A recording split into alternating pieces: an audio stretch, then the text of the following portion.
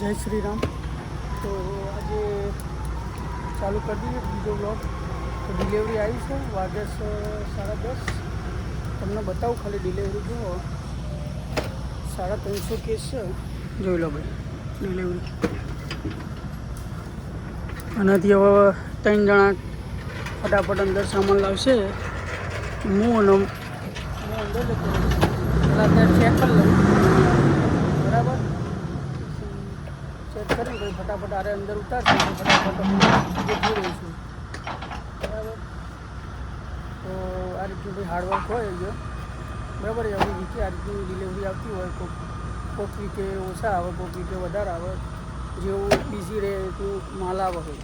જોઈ લો ખાલી 3-4 પેલેટ હોય. એક પેલેટ તો પતાવી દીધી એમને, રિસીપ આલી દીધી ને. હવે હું ફટાફટ ચેક કરી લઉં, બરાબર. તો આ એનો ટ્રક છે, બરાબર. આજે બીજી રહેશે, બરાબર. આ માલ આવ્યો હોય 300-350 કેસ, બરાબર.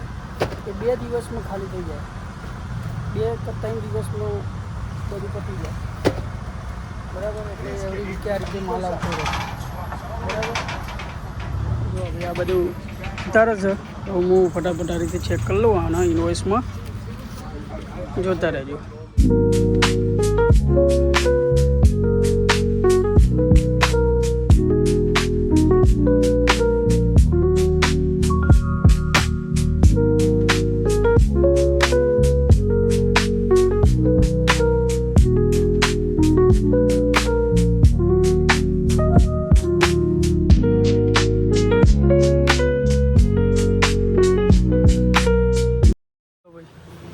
ફૂલ ભાઈ તો માલ ભરી દીધો. જવાની 6 જગ્યા રાખી નહીં, બધું આ બાજુ જુઓ.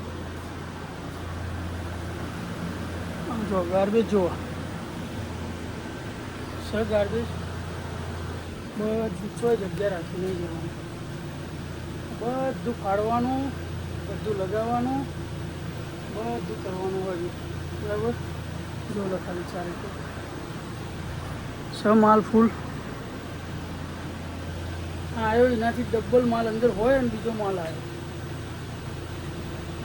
બધું ગોઠવીશું ફટાફટ. હવે કલાક લાગશે. થોડી ઘણી હેલ્પ કરાવી દીધી એમને ડ્રાઈવરે, કારણ કે જેવી જગ્યા એવી એને હેલ્પ કરાવો તમને. તો અમારી જગ્યા ઓછી એટલે અમારે હેલ્પ નહીં કરાવવા, બરાબર. બધું ગોઠવીશું. ભાઈ બીજો હોય એ આવશે અને ત્યાં કસ્ટમર લેવા ગોઠવીશું બધી. જો હા ને ભાઈ, માલ બધું માલ છે ગોઠવવાનો બધો માલ હજુ ગોઠવવાનો, અંદર લઈ જવાનો. જુઓ આ હજુ બહાર રખડાવ.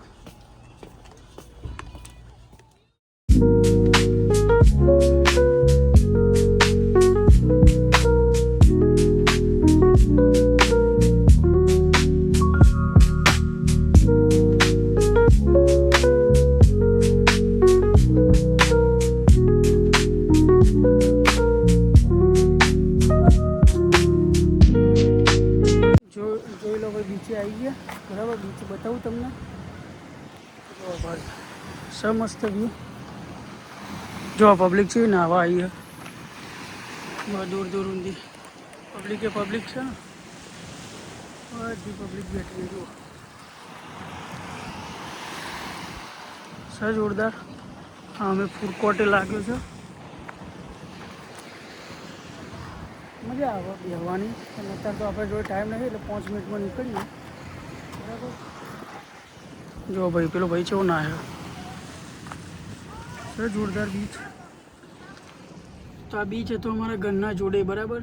મેં કીધું લાવ 5 મિનિટ ઓટો મારતા જઈએ, થોડી વાઇબ લઈએ, બરાબર. તો હવે નીકળીએ ફટાફટ. મજા આવે બેહવાની. ખૂબ દારો આવીશું એકલા, રજા બજા લઈને શાંતિથી બેહવા.